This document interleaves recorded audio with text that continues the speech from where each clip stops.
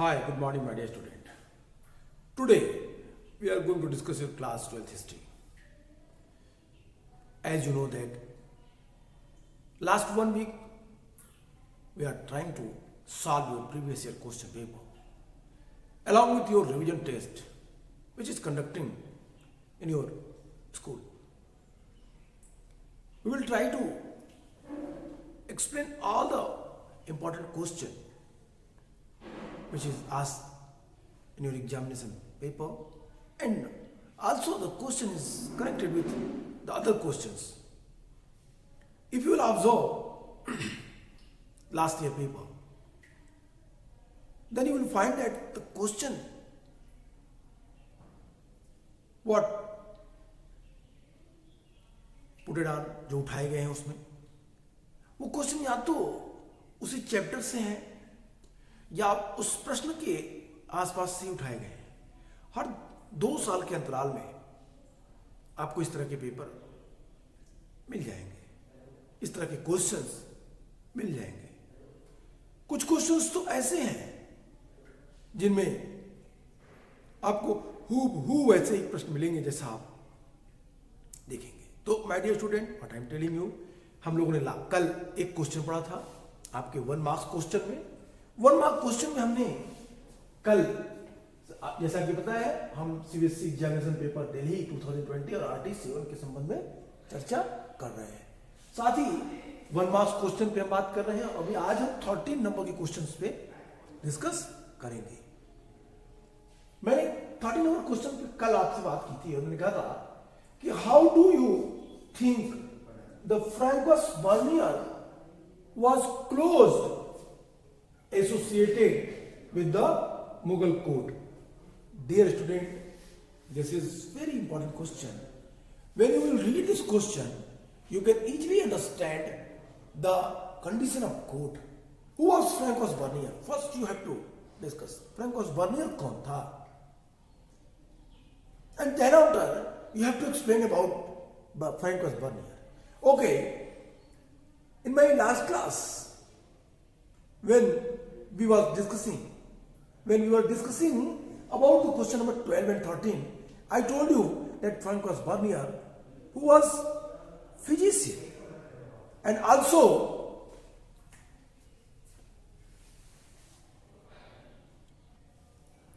my dear, Francois Bernier के बारे में सबसे पहले आप यहाँ फोकस करिए। Who was Francois Bernier? I hope कि जैसे ही आप इन पॉइंट्स को देखेंगे you can easily understand that what the examiner want, क्या चाहता है इतिहास आपका जो एग्जामिनर है, जो आपके क्वेश्चन में प्रश्न आए हुए हैं उसको कैसे लिखना है, ये चीजें आप इजीली समझ सकते हैं। Okay, and discuss who was Francois Bernier. I hope you have remember I discussed that about the Francois Bernier। मैंने फ्रैंकोस बर्नियर के बारे में कल आपसे बातें की थी। चलिए क्वेश्चंस को देखिए और क्वेश्चन के बाद फ्रैंकोस बर्नियर को देखिए। सीधा सीधा आंसर लिखना है इसको। The Francois Bernier he was the Mughal, I mean to say that की he was the travellers who visited Mughal empire during Shahjahan period. He was also appointed as a physician। किसके service में? तो कहता है दारा सिकोह के फिजिशियन के रूप में उसने काम भी किया। Francois Bernier was closely associated with the Mughal court as a physician to prince Dara Shikoh. And who was Dara Shikoh? Dara Shikoh was the eldest son of Shahjahan. तो दारा सिकोह के डॉक्टर के रूप में फ्रैंकोस बर्नियर अपॉइंट किया गया। दारा सिकोह कौन था? Dara Shikoh was the eldest son of Shahjahan. When you will read the history of the Dara Shikoh and Aurangzeb and their disputes 1658 what happened और किस तरीके से दारा की हत्या की जा रही है, इन चीजों की तमाम बातें और किस तरह से औरंगजेब गद्दी पे आ रहा है, all these things play a very important role in the Mughal dynasty। Okay, तो पहले फ्रैंकोस बर्नियर को देखिए। फ्रैंकोस बर्नियर दारा शिकोह का डॉक्टर के रूप में आया। He was intellectual and scientists also. तो अब आप एक चीज सीधे सीधे कर सकते हैं। फ्रैंकोइस बर्नियर डॉक्टर था, फ्रैंकोइस बर्नियर एक इंटेलेक्चुअल्स था, केमिस्ट भी था, दारा सिकोह की सेवा में था, शाहजहां के कोर्ट में आया था। 5 पॉइंट आपको ऐसे मिल गए। फ्रैंकोइस बर्नियर किस कंट्री से था? आप ये भी कर सकते हैं, इसको भी लिख सकते हैं। तो ये आपका क्वेश्चन नंबर 13 था। अभी हम बात करेंगे क्वेश्चन नंबर 14 पे। क्वेश्चन नंबर 14 आपका है, क्वेश्चन नंबर 14,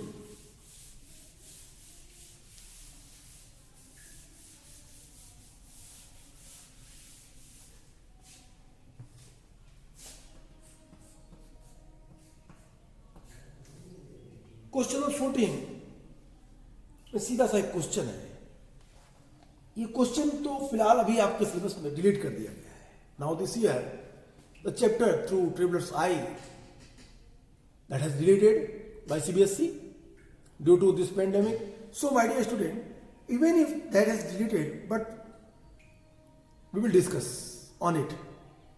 कहता है कि name the foreign travelers who was appointed as a Qazi or judge of Delhi by Muhammad bin Tughlaq for several years.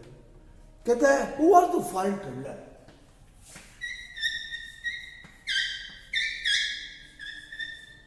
Who was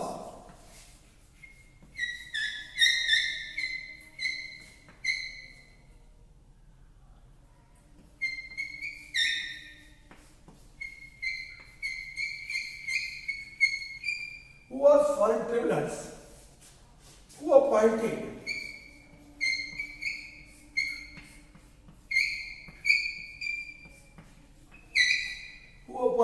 Qazi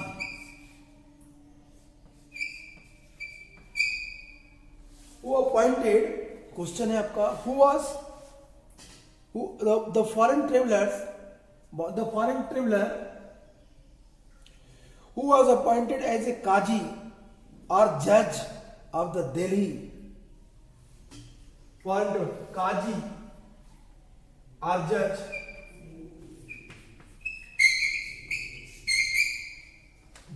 of Delhi,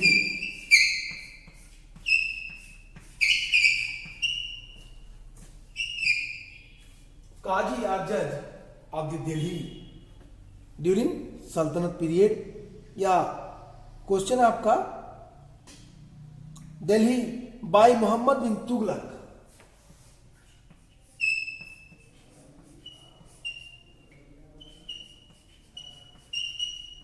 Mohammad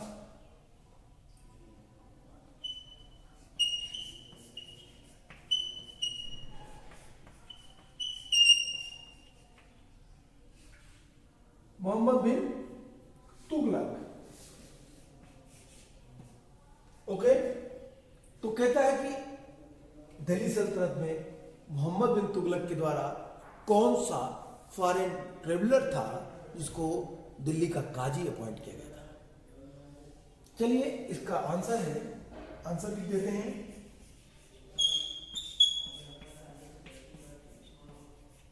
ibn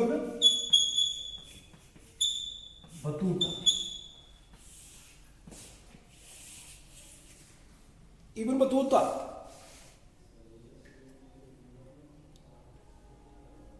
Ibn Battuta was the person who appointed the Qazi of Delhi by Muhammad bin Tughlaq.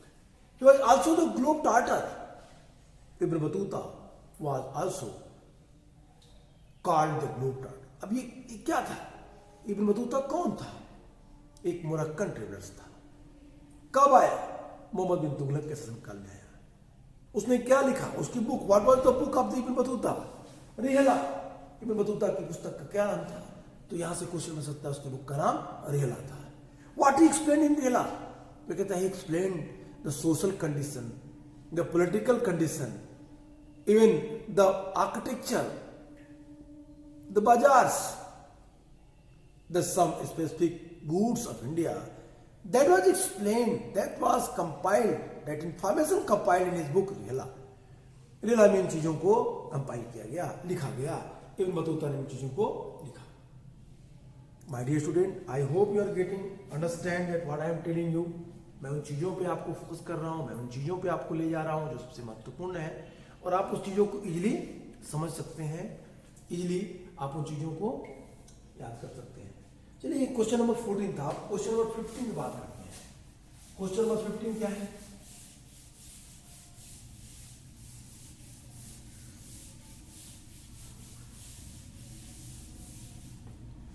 Question number 15,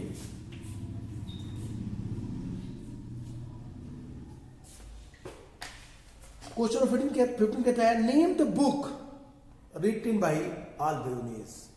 this part is also deleted by CBSE, but we will discuss this. हम इसके बारे में 15 question number 15 अगर आप बात करें, that part has also deleted by CBSE, but we will discuss also this question. Question है who wrote, question है who road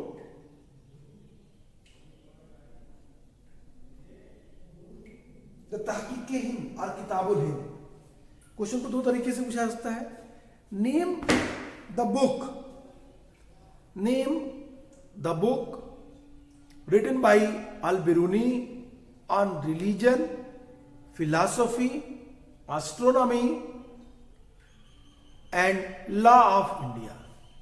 name the religion, कहता है name the book written by, name the book written by Al-Biruni's on religion, philosophy, astronomy and astronomy and law of the India. तो book का नाम किताबुल हिंद या तहकीके हिंद, किताब का नाम जिसको अल-बिरूनी ने लिखा। भारत के धर्म, भारत के दर्शन, भारत की तमाम सारी सामाजिक स्थितियों के बारे में उसने अपने बुक में लिखा। भारत की इंटेलेक्चुअलिटी के बारे में उसने लिखा। अल-बिरूनी कौन था? बहरहाल ये पॉइंट आपके चैप्टर से, आपके सिलेबस से डिलीटेड है, इसलिए इस पर ज्यादा बातें नहीं करेंगे हम लोग। अल-बिरूनी भारत आए, उन्होंने भारत के कई प्रसिद्ध स्थलों की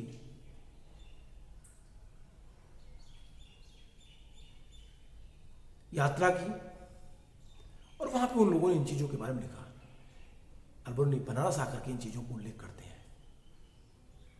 कहते हैं कि भारत में सबसे महत्वपूर्ण बात भारत की है कि यहां के लोग बेहद ही विद्वान हैं। वो यहाँ के नक्षत्र विज्ञान, वो यहाँ के साइंस से बहुत प्रभावित थे। उन्होंने संस्कृत पढ़ा, संस्कृत पढ़ के उन्होंने वेदों को ट्रांसलेट किया, संस्कृत पढ़ के उन्होंने हिंदू धर्म की धार्मिक पुस्तकों को ट्रांसलेट करके अरेबिक फॉर्म में लिखा। इस तरह का काम यूनिक था। अल-बिरूनी ने यह काम किया, तो निश्चित रूप से उनका योगदान हिस्ट्री में अमूल्य नहीं है। तो ये था हमारा क्वेश्चन नंबर 15। अब क्वेश्चन नंबर 16 कहता है what was the salt law. That question is very important. Question number 16, question number 16 है व्हाट वाज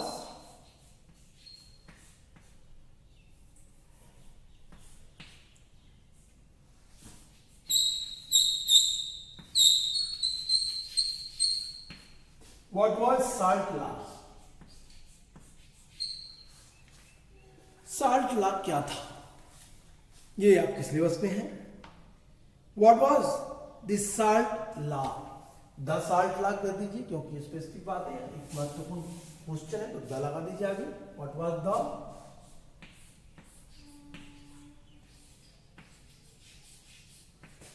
साल्ट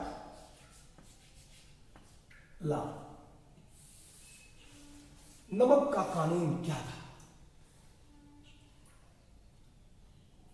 अब आप जैसे ही साल्ट लॉ पूछता है, आपके मन में तुरंत आना चाहिए गांधीयन,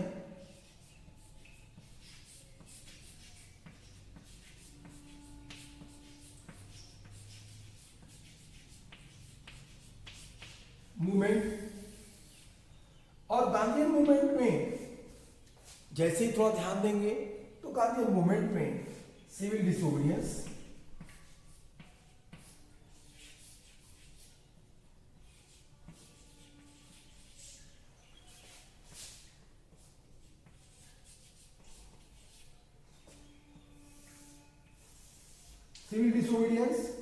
और फिर सिविल डिसोबीडियंस में आपको अगला आना चाहिए साल्ट सत्याग्रह।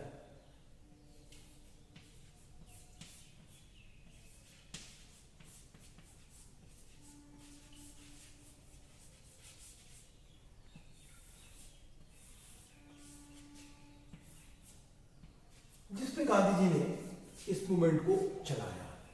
अब एक एक करके आप उन पॉइंट्स को एक्सप्लेन करिए, देखिए, तो आसानी से आप इसका आंसर लिख सकते हैं और बता सकते हैं कि 60 लाख क्या था और 60 लाख के आगे गांधी मूवमेंट में गांधी जी ने क्यों स्टेप लिया।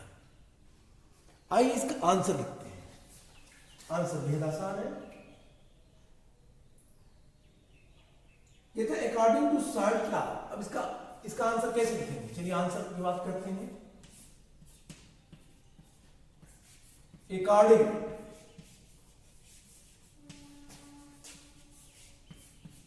To salt law,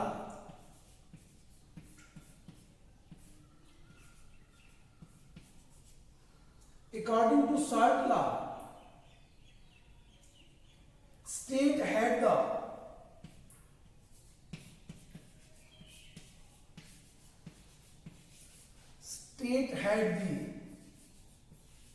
monopoly. State had the monopoly कृषि पे, in the manufacture and sale of salt.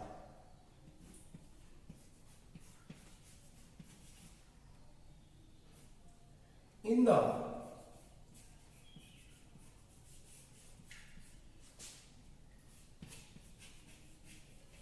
manufacture and in the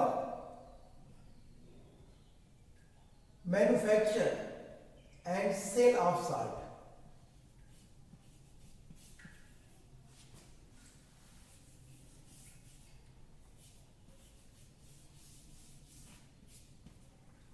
Sale of salt, okay? ये पॉइंट्स अलग करिएगा, नहीं तो आप कंफ्यूज हो जाएंगे कि हम क्या लिख रहे हैं। सेल को मैं थोड़ा और अच्छे से लिख देता हूं।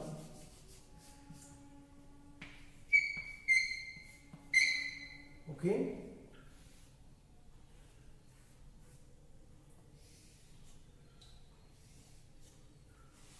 ओके, तो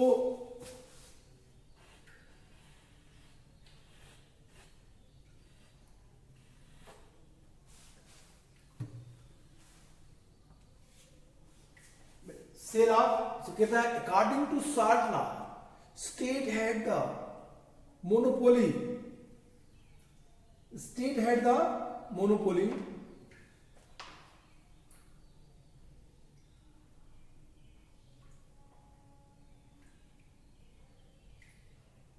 in the manufacture and sale of the salt. People were forbidden from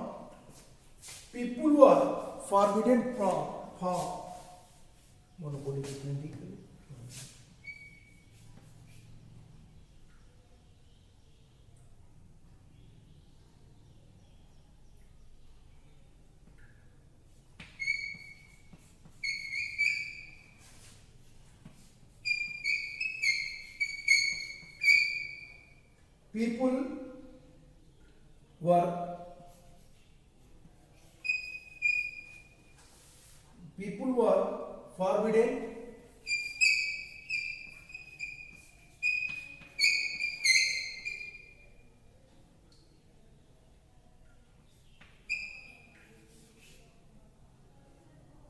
People were forbidden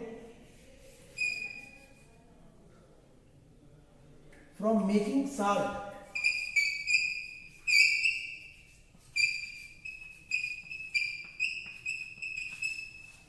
from making salt. तो ये है आपका आंसर। सॉल्ट लॉ क्या था और सॉल्ट लॉ पे कैसे कानून बने? What was the salt law? According to salt law, state had the monopoly in the manufacture and sale. दो चीजें देखिए, मैन्युफैक्चर भी करना और सेल भी करना, ये किसकी मोनोपोली थी? सिर्फ और सिर्फ ये काम कौन कर सकता था? स्टेट कर सकता था। ओके, तो सॉल्ट लॉ में state had only what? Manufacture and sale the salt. नमक को नमक को बनाना और नमक को बेचना ये सिर्फ और सिर्फ स्टेट कर सकता था। People were forbidden from making salt. People were forbidden from making salt. लोगों को नमक बनाने से रोका जाता था। अब ये चीजें चली। My dear student, it is very interesting matter. During civil disobedience, Gandhi ji they had taken a step against Britishers. Even they informed them that if you will not accept our demand, if you will not accept our demand, then we will start campaign against you. That campaign was civil disobedience. It was started by Mr. Gandhi during 1930. That was called civil disobedience. सविनय अवज्ञा आंदोलन। हम विनय पूर्वक अवज्ञा करेंगे, हम आपकी बातों को नहीं मानेंगे। आप जो कह रहे हैं उन चीजों से हमें कोई भी गुरेज नहीं, लेकिन हम उन चीजों को नहीं मानेंगे। That is what I am saying my dear student. Civil disobedience, हमने आपकी बात नहीं मानी और फिर गांधी जी ने उसके लिए एक कैंपेन स्टार्ट किया, एक योजना बनाई, एक रणनीति बनाई। That was salt Satyagraha. Here one question arise कि why Gandhi ji choose salt for their movement.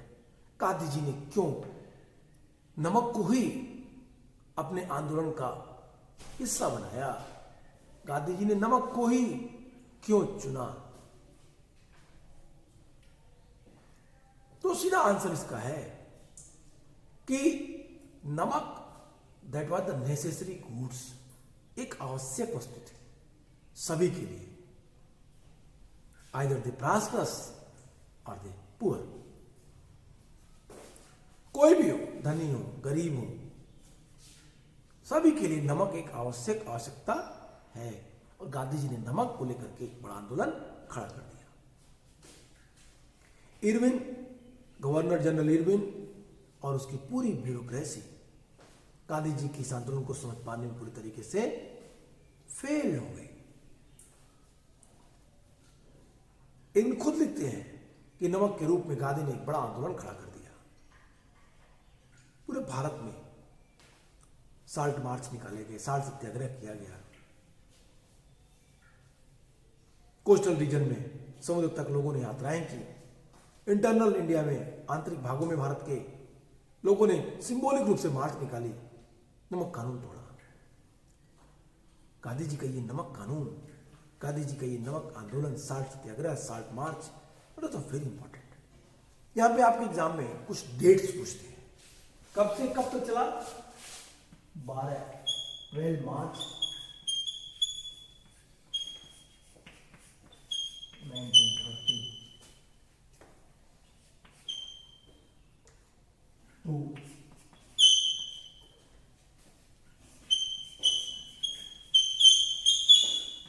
6 April 12 March 12 March 1930 to 6 अप्रैल 1930। गांधी जी ने अपने 78 सहयोगियों के साथ 78 फॉलोअर्स के साथ एक लंबी मार्च निकाली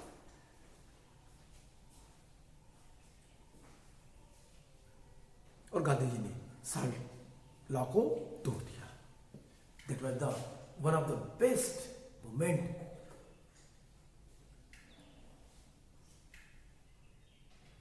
in the history of India,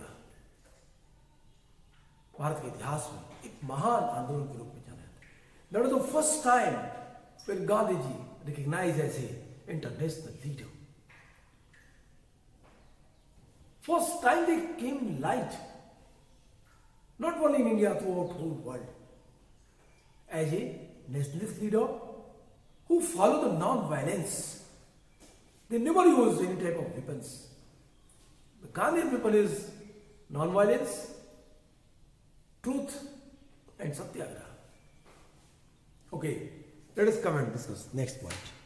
आइए अगला प्रश्न पढ़ते हैं, क्वेश्चन नंबर 17 को देखते हैं। क्वेश्चन नंबर 17 क्या कहता है? अब यहां से आपको 3 मार्क्स के क्वेश्चन मिलने शुरू होंगे। 3 मार्क्स के क्वेश्चंस को आपको जैसे ही लिखना है। आप 3 मार्क्स के क्वेश्चंस को हमने पिछली क्लास में भी जब बोर्ड पेपर हम लोग देख रहे थे ऑल इंडिया हिस्ट्री के, तो वहां पे हमने 3 मार्क्स के क्वेश्चन को सॉल्व करने की कुछ स्ट्रेटजी आपको बताई थी। और वहां पे मैंने आपसे कहा था कि जब भी 3 मार्क्स के क्वेश्चन लिखना हो, आपको उसकी प्रिपरेशन ऐसे करनी चाहिए कि सपोज वो क्वेश्चन अगर 8 मार्क्स में भी आए तो आप आसानी से उसका आंसर लिख सकें।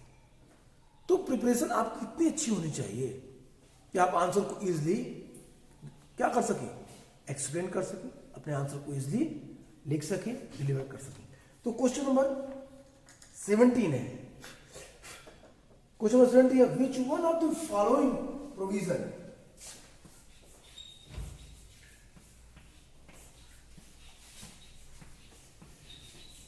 which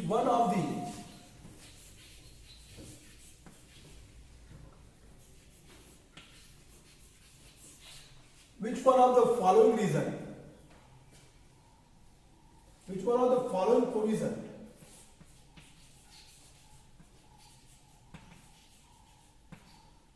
of the following provision of subsidiary alliance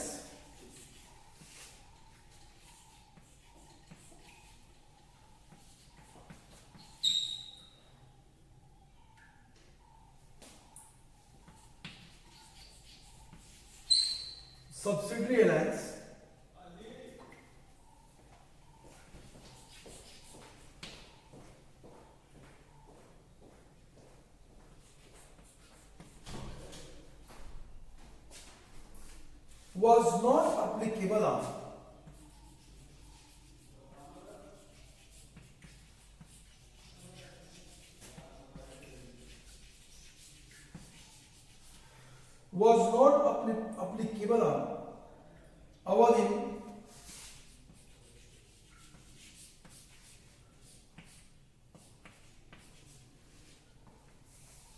Awadh in 1801।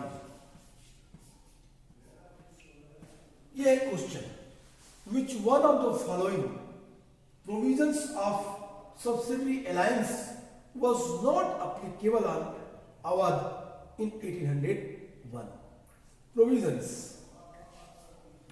कौन से प्रोविजंस थे 1801 में जो अवध के ऊपर नहीं थे?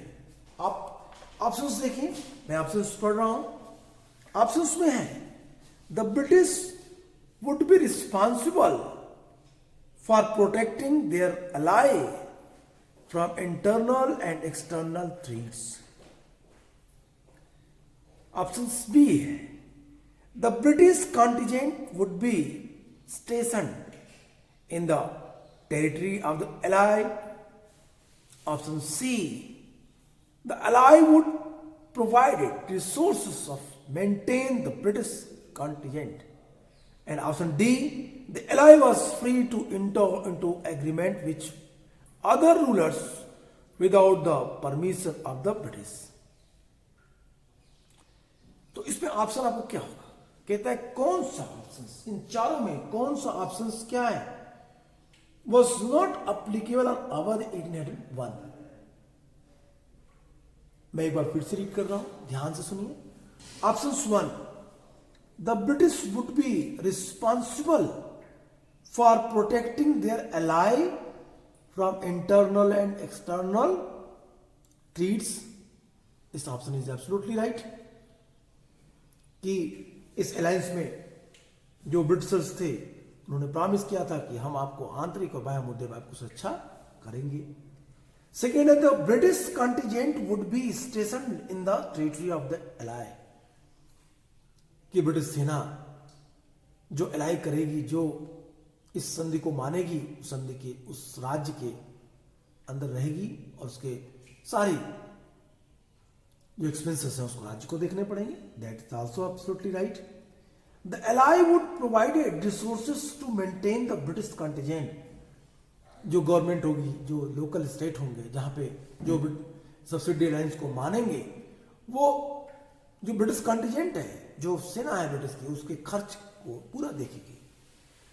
Also, the ally was free to enter into agreement with other rulers without the permission of the British. यहां पे यह ऑप्शन गलत है, क्योंकि सब्सिडी अलायंस कहता है कि बिना ब्रिटिश के परमिशन के जो एलाई रूलर्स हैं वो किसी दूसरे के साथ ट्रीटी या किसी दूसरे के साथ वार नहीं कर सकते। तो ये आपका डी ऑप्शन यहां पे गलत है। My dear student, this is the very interesting point. We will discuss the subsidiary alliance in my next class. And we will continue this paper. This is the question number, I think, 17. This is question number 17. So we will start this portion. आज के लिए इतना ही, फिर मिलेंगे, बातें करेंगे इस पे। Goodbye and take care.